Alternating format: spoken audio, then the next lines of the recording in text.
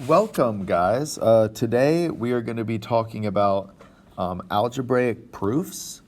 Um, Many of you have been asking, like, how do we prove something is true, right? Because we know how to prove something is false, and it's by using a counterexample. But we haven't really talked about proving things are true. We just kind of have said, I think it's true. But today we're actually going to start getting into proofs and how do I prove for a fact that something is true, okay? And in order to prove something is true, you need to know some certain properties, all right? So not all of these properties we're going to use today, but I thought it would be a good idea if we had like one place where you had all of these properties so you could always come back and look at these notes, okay? So some of these properties you might know, some of them you might not know, okay? So what we are going to do is just kind of go through this, all right, and I'll explain them. So the first property, number one, says A equals A. Okay, so that's kind of common sense, all right? A lot of these are common sense, but we still need to give them names because that's math, and we got to name everything. So A equals A. So the way that you can think about this, all right, think about if you look in a mirror and you look at yourself, okay? You look the exact same in the mirror as you do in real life, and so you are equal to your reflection. So that's why we call this the reflexive property, all right? Any number is equal to itself. Now, you might be saying, when would I ever need this? Trust me, there are some proofs when this comes up, all right? Things being equal to itself. It's called the reflexive property, all right? Next, if A equals B, then B equals A, okay? So that one we are going to call the symmetric property. So think about art class, right? With symmetry. Symmetry, it's the same on both sides. So that's kind of like what's happening here, right? If A equals B, then B equals A. Where it comes on the equal sign does not matter, okay? The next one says if A equals B and B equals C, then A equals C. All right. Now this is a very important property, okay? And I don't really have a good name for this one or a good trick for remembering the name, but this is called the transitive property. And I actually want you guys to put a big star on both sides of this property, okay? Because not all things are used the same amount of times, okay? The transitive property is used so much in geometry. You need to know this property, right? It is essential. So that's why I'm going to put a big star there, all right? The next one I want you to put a big star at is number 4. So 3 and 4 are by far the two most important ones, all right? We're not putting any other stars, all right? But 3 and 4, you need to know, all right? So number 4 says, if A equals B, then either one can be substituted for each other. And you guys already do this all the time. When you find a value for X and you plug it in, that's you doing this property, right? This is called the substitution property. So I underlined the word substituted because that's where this name comes from. So the transitive property and the substitution property are so very important, all right? Number 5. So we're about to get to some ones that all have to do with the operations. This one says, if A equals B, then A plus C equals B plus C. All right, so basically what this is saying is that basically these are the properties for solving, all right? So we call this the addition property. It's basically saying if two things are equal to each other and then you add the same thing to both of them, they're still equal to each other. All right, and we're going to kind of go through this for all the operations. So we also have here the substitution property. wait, no, we don't, guys. What am I even talking about right now? I don't like recording videos. I misspeak too much. We already said the substitution property. This is subtraction, right? This is the subtraction property. So if two things are equal, then you can subtract the same thing on both sides. And you can do this for the other operations too. So if A equals B, then A times C equals B times C, right? We can multiply the same things to both sides. So we're going to call this the multiplication property.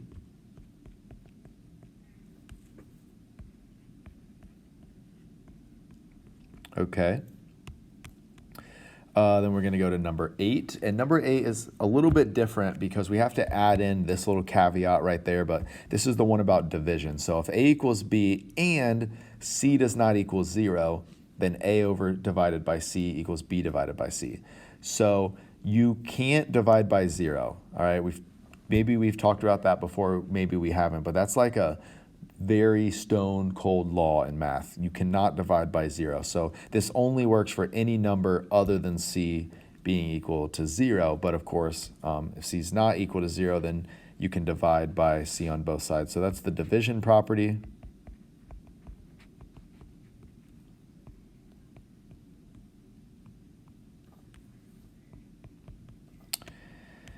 And finally, we have one that you do know, actually, all right? This might be the only property that you guys learned like back in middle school, all right? And that's if you have A times B plus C, that's the same as AB plus AC. And if I draw this over top, it should maybe make it obvious. That's the distributive property.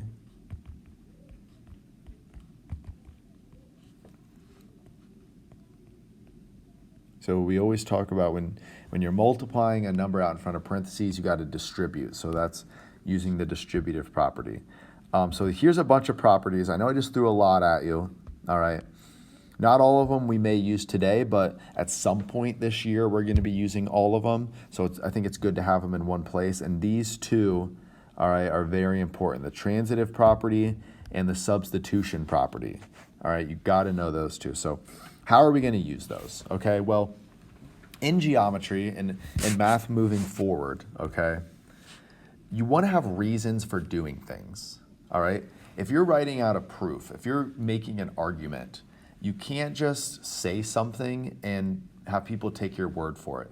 You need to have a reason or a support for that statement and why it's true, okay? So we're going to do this practicing algebra because you guys know algebra, you know how to solve equations. So I think it's good to practice this really new concept with something you've done before, okay? So when you're doing this, we're going to kind of write our statements on the left, and then each statement needs a support or a reason that we can use that statement, a reason why that statement is true. And a lot of those reasons / support are going to be these properties, okay? So we're going to look at our first example, and whenever we start this, we always start with whatever we are given. All right, and that's just what we put for the first one. So we are given this fact, right? It's not a law of nature that 4x plus 6 has to equal 30, right? You have to be given something to work with. So we usually always start with what we are given. All right, so we are given that 4x plus 6 equals 30. So we're going to go about solving this, right? And what would we do? Okay, so for our second step, we are going to, subtract 6 from both sides, right? And if we subtract 6 from both sides, that gives us 4x equals 24. Now, what did we just do there, right? Well, think about it. We took two things that we know are the same, and then we subtracted the same thing from both sides. So is that not this property right here? All right. So when we subtract something from both sides, that's us using the subtraction property. So you guys have been doing this your whole life and didn't even know it. All right. But now we're just kind of giving it names, and we're just kind of practicing doing this because later we're going to be doing this with some geometry stuff. So there we go. So 4x equals 24. So what are we going to do next, right?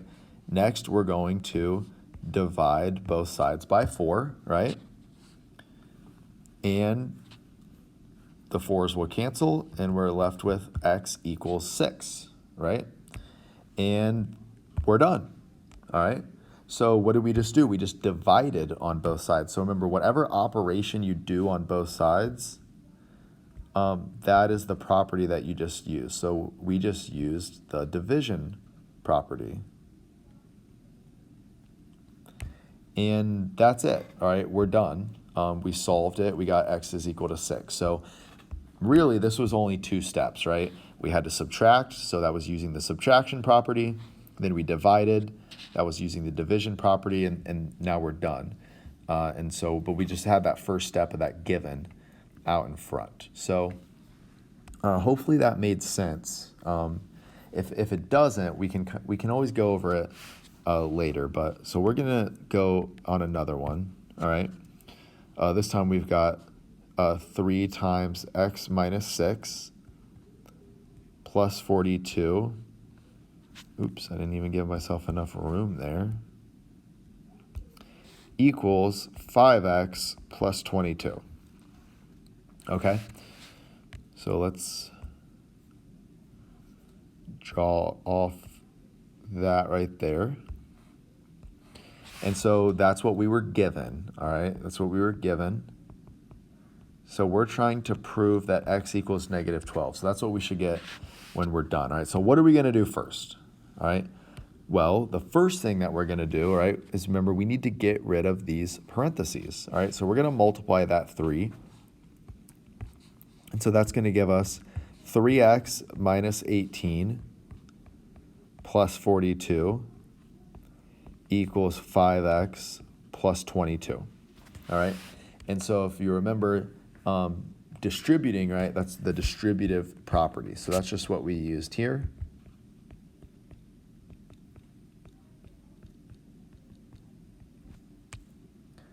Was the distributive property. Now what do we need to do next, all right? Well, we actually have some combining like terms to do, right? So this actually isn't a property that we're going to use, but if you have 2 things on the same side, right, that can be added or subtracted together, we kind of want to do that. So we want to add those together. So negative 18 plus 42, all right, we can use our calculator for that. And that equals 24. So our next step is to put 3x plus 24 equals 5x plus 22. And that's not really a property, but we're just going to say combining like terms.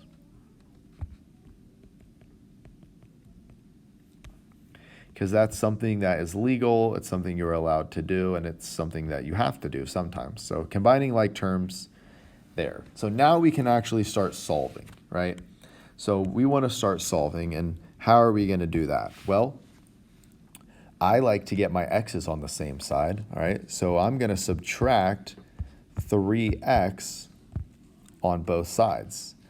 So the 3x's are going to cancel. That's just going to leave me with 24. 5x minus 3x, that's 2x, and then my 22 comes down. So since I subtracted the same thing on both sides, I'm using the subtraction property.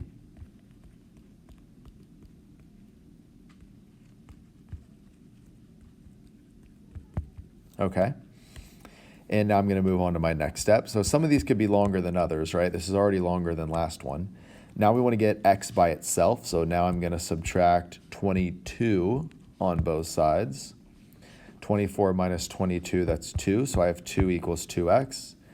And actually, we used the subtraction property again, didn't we? So I'm just going to copy that and drag it down. So we use the subtraction property again this time. We subtracted 22 on both sides. And now for our last step, we just want to get x by itself. So I'm going to divide by 2 on both sides, and we get x equals 1.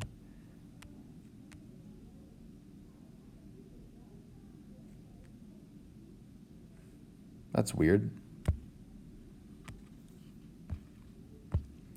So we divided on both sides, so that is the division property. Now, did I make a mistake here? Because doesn't it say up there we're supposed to get x equals negative 12? Let me check this over. 3x minus 16, negative 18 plus 42 is 24, minus 3x. So this must be an error, all right? That must be an error. So I'm just going to correct it on your guys' worksheet. So your guys' worksheet should say x equals 1, all right? So that's what we're doing today, all right? So on your practice, all right, I didn't want to make this too long. On your practice, you guys are going to have, I think, a couple of these to do. Just try your best. If you want to go over them when you guys come to class, we can, all right? If you have any questions, let me know, and have a great day.